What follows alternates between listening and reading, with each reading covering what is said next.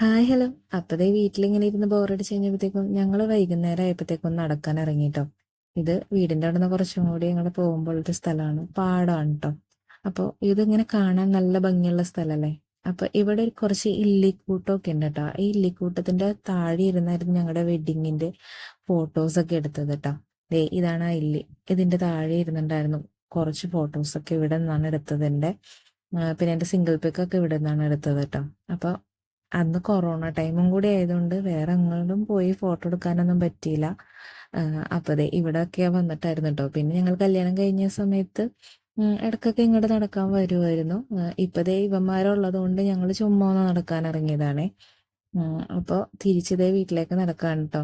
വേറെ ഒന്നും അവിടെ കാണാനില്ല, ജസ്റ്റ് ഞങ്ങളൊന്ന് നടക്കുക എന്നുള്ള ഉദ്ദേശത്തോടു കൂടി മാത്രം വന്നതാണ്.